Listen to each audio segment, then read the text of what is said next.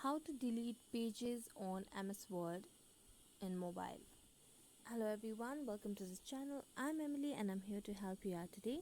So without any delay, let's get started.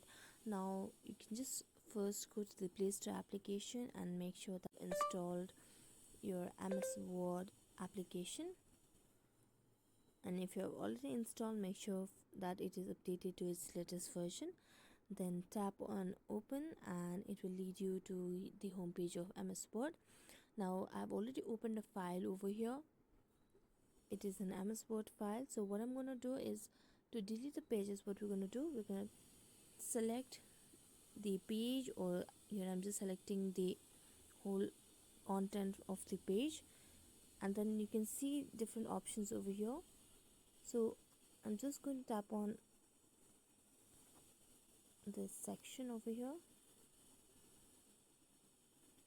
tap on edit, and you can see the option of scissor over here at the left side of the screen. Just tap on that,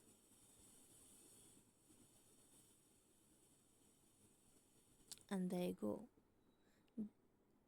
Thank you so much for watching this video. If you enjoyed it, don't forget to like, subscribe and hit the bell notification for more updates. That's it for today and see you next time.